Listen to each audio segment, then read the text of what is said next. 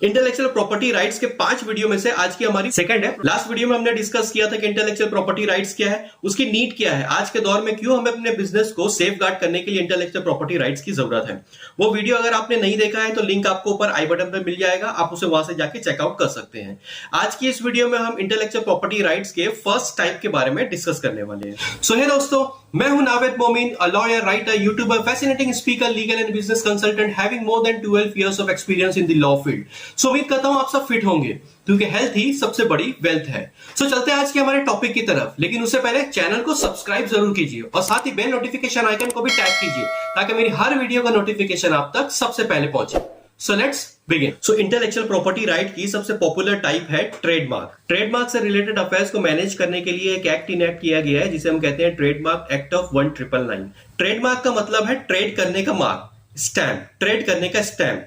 Trademark को अगर मैं ऑल लेमैन वर्ड्स में एक्सप्लेन करने की कोशिश करूं तो ट्रेडमार्क एक ऐसा यूनिक साइन सिंबल, लाइन, लोगो और वर्ड फ्रेज है जो एक बिजनेस और उसकी गुड्स एंड सर्विसेज को मार्केट के दूसरे बिजनेस और गुड्स एंड सर्विसेज से डिफरेंशिएट करता है, अलग करता है। जैसे लास्ट वीडियो में हमने बिस्लरी वाला एग्जांपल देखा था।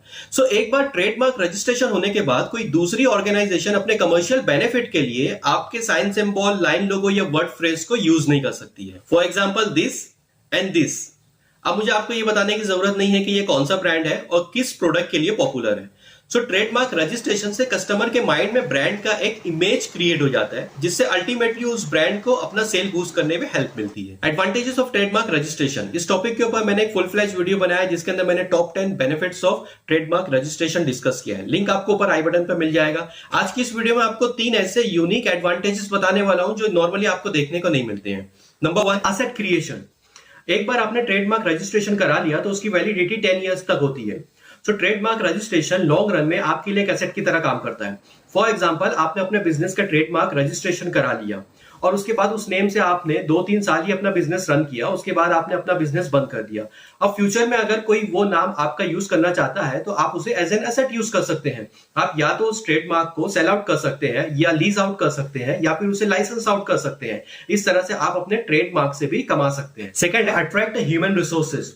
Let me ask you a question. अगर मैं आपको ऑफर दूं कि आपको मोबाइल हार्डवेयर इंजीनियर के तौर पे लोकल मार्केट में काम करना है या फिर आप एप्पल के साथ में काम करना चाहते हैं, तो आपका आंसर क्या होगा?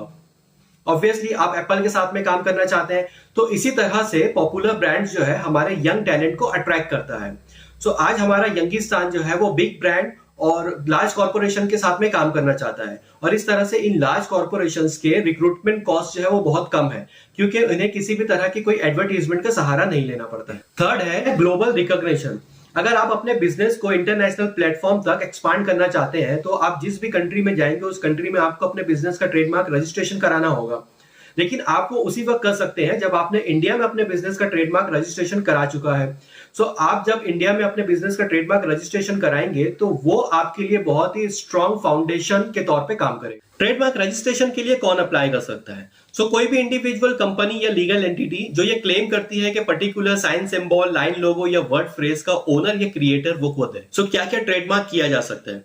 जैसा कि मैंने आपको अभी एक्सप्लेन किया कि आप अपने बिजनेस का साइन सिंबल, लाइन, लोगो, वर्ड फ्रेज ये तो आप ट्रेडमार्क करा ही सकते हैं। इसके अलावा अगर आपका बिजनेस प्रोडक्ट बेस्ड बिजनेस है तो आप अपने प्रोडक्ट को भी ट्रेडमार्क करा सकते हैं।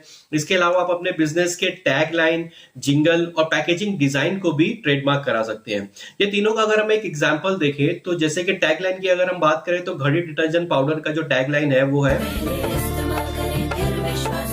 और अगर हम जिंगल की बात करें तो एयरटेल का जिंगल है।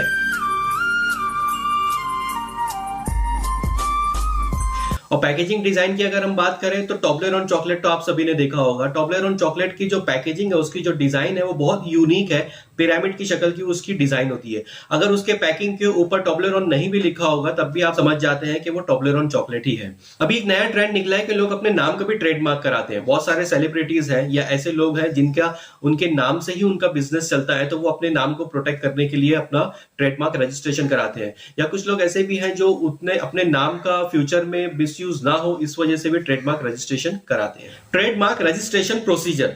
Number 1, signing off power of attorney. अगर आप अपना ट्रेडमार्क रजिस्ट्रेशन खुद करा रहे हैं तो आपको पावर ऑफ अटर्नी साइन करने की जरूरत नहीं है, लेकिन आप अपना ट्रेडमार्क रजिस्ट्रेशन किसी सीए, सीएस या फिर लॉयर से करा रहे हैं तो आपको उनके फेवर में एक पावर ऑफ अटर्नी साइन करके देना होगा। Number 2, filing of application. आपने अपने सीए, सीएस या लॉयर के फेवर में पावर ऑफ अटर्नी साइन कर दिया है तो आपके रिप्रेजेंटेटिव आपके बिहाफ पर ट्रेडमार्क एप्लीकेशन फाइल करेंगे। थर्ड है एग्जामिनेशन रिपोर्ट। सो ट्रेडमार्क एप्लीकेशन फाइल करने के 1 मंथ के अंदर ट्रेडमार्क रजिस्ट्रार आपको एक एग्जामिनेशन रिपोर्ट सेंड करेगा। इसके अंदर 2 केसेस हो सकते हैं। Case number 1, no objection raise, मतलब आपकी एप्लीकेशन के ऊपर किसी ने किसी तरह का कोई ऑब्जेक्शन रेज नहीं किया है।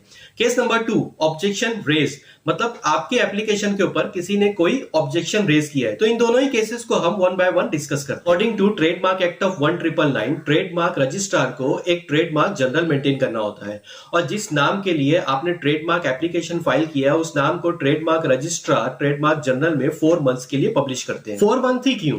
4 मंथ का क्या लॉजिक है?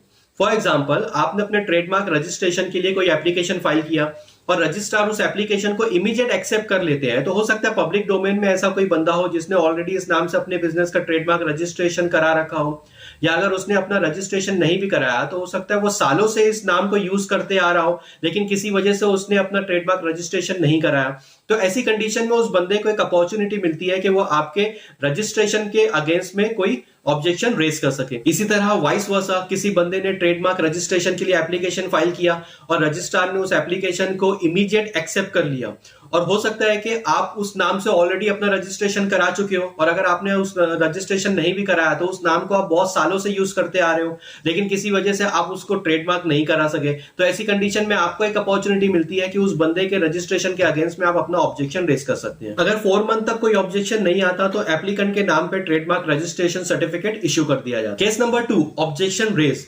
अगर एग्जामिनेशन रिपोर्ट में आपकी ट्रेडमार्क एप्लीकेशन के ऊपर कोई ऑब्जेक्शन रेज हो जाता है तो रजिस्ट्रार की तरफ से आपको 1 मंथ का टाइम मिलता है अपना रिप्लाई फाइल करने का। अगर रजिस्ट्रार ने आपके रिप्लाई को एक्सेप्ट कर लिया तो सेम प्रोसीजर रिपीट होगा। आपका एप्लीकेशन जर्नल में 4 मंथ्स के लिए पब्लिश होगा। अगर 4 मंथ में कोई भी ऑब्जेक्शन रेज नहीं होता है तो 4 मंथ के बाद में आपके नाम के ऊपर ट्रेडमार्क रजिस्ट्रेशन सर्टिफिकेट इश्यू हो जाता है। और अगर रजिस्ट्रार आपके रिप्लाई को एक्सेप्ट नहीं करते हैं तो आपको हियरिंग का नोटिस दिया जाता है।